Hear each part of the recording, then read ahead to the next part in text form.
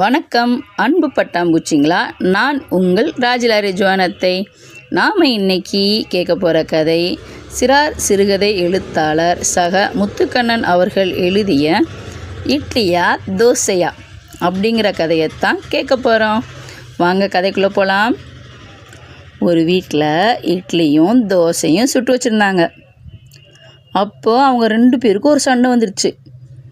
நான் தான் வட்டமாக நிலா மாதிரி அழகாக இருக்கேன் அப்படின்னு சொல்லிச்சு தோசை.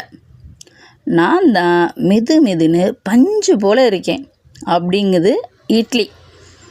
என்னத்தான் குழந்தைங்க ரொம்ப விரும்பி சாப்பிடுவாங்க அப்படின்னு சொல்லிச்சு தோசை. இட்லி என்ன சொல்லிச்சு தெரியுமா? குட்டி பாப்பாவுக்கு கூட எண்ணெய் தான் ஊட்டுவாங்க அப்படின்னு சொல்லிச்சு. எனக்கு பாட்டு இருக்குது, உனக்கு இருக்கா அப்படின்னு சொல்லிச்சு தோசை.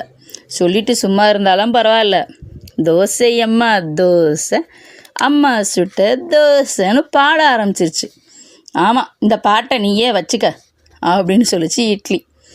என்னை முறுன்னு சுடுவாங்க, தட்டு இல்லாமல் கையிலையே வச்சு சாப்பிட்லாம், குட்டி பசங்களுக்கு அப்படி சாப்பிட தான் பிடிக்கும் அப்படின்னு சொல்லிச்சு தோசை.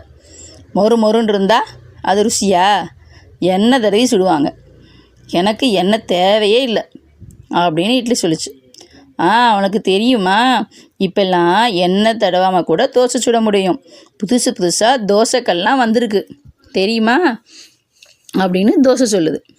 ஆமாம் சொன்னாங்க, அந்த தோசைக்கல்ல ஏதோ கெமிக்கல் தடவி செய்கிறாங்களாமே, வயிற்றுக்கு கெட்டதான் அப்படின்னு சொல்லிட்டு சிரிச்சிச்சு இட்லி.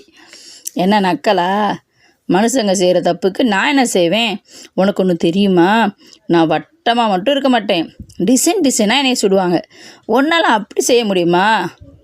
என்ன டிசைனு அப்படின்னு இட்லி கட்டுச்சு. அப்போ தான் தோசை சொல்லிச்சு, என்னைய நட்சத்திரம் மாதிரி சுடுவாங்க, பூ மாதிரி சுடுவாங்க, பொம்மை மாதிரி கூட சுடுவாங்க, மீன் மாதிரி, ஏபிசிடி மாதிரி, குழந்தைங்களுக்கு என்னெல்லாம் பிடிச்சிருக்கோ அந்த மாதிரிலாம் என்னை சுட்டு ஜாலியாக சாப்பிடுவாங்க அப்படின்னு சொல்லிச்சு தோசை. ஆமாம், என்னையும் தான் இதயம் மாதிரி சுடுவாங்க, நட்சத்திரம் மாதிரிலாம் சுடுவாங்க, அப்படிலாம் ஊற்றுறதுக்கு இட்லி தட்டு வந்திருக்கு, அது தெரியுமா உனக்கு அப்படின்னு சொல்லிச்சு இட்லி. ருசியாக சாப்பிடணுமா?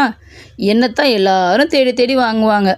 முட்டை தோசை, வெங்காய தோசை, பொடி தோசை, மசாலா தோசை, ரவை தோசை, பேப்பர் தோசை, இந்த மாதிரி 50க்கும் மேலே வகையாக தோசை இருக்குது. அதெல்லாம் புதுசாக கண்டுபிடிச்சிருக்காங்க அப்படின்னு தோசை சொல்லிச்சு. ஒன்றை மட்டுமா, எண்ணெயும் தான் வகையாக செய்கிறாங்க. சில்லி இட்லி, ரவா இட்லி, மினி இட்லி, பொடி இட்லி, ராகி இட்லி, இப்படி 130 வகைக்கு மேலான இட்லி இருக்குது. அது உனக்கு தெரியுமா? 130 வகை இட்லியா?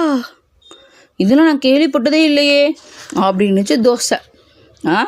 பெரிய ஹோட்டல்லாம் உணவு திருவிழா நடத்துவாங்க, அங்கே தான் இந்த மாதிரி வகையாக செய்வாங்க. அங்கே எண்ணெயும் தான் விதமாக செய்கிறாங்க, ஆனாலும் எனக்கு அந்த இடம் பிடிக்காது அப்படின்னுச்சு தோசை. ஏன்? அங்கே நம்மளை நிறையா வீணாக்குறாங்க, நமக்கு மரியாதையே இல்லை. ஆமாம் உண்மைதான். ஆனால் சின்ன கடையிலலாம் இந்த அளவுக்கு உணவை வீணாக்க மாட்டாங்க. ஆமாம், வீட்டில் தான் என்னையே மிச்சம் வைக்காமல் நல்லா திம்பாங்க அப்படின்னுச்சு தோசை. உனக்கும் தட்டில் மிச்சம் வச்சா பிடிக்காதா? ஆமாம், தட்டில் மிச்சம் வைக்காமல் யார் சாப்பிட்றாங்களோ அவங்கள தான் எனக்கும் பிடிக்கும் அப்படின்னுச்சு இட்லி. இந்த 2 விஷயத்துலேயும் 2 பேருக்கு ஒத்து போனதுனால 2 பேரும் நண்பர் ஆயிட்டாங்க. 2 பேரோட சண்டையும் தீர்ந்து போச்சு.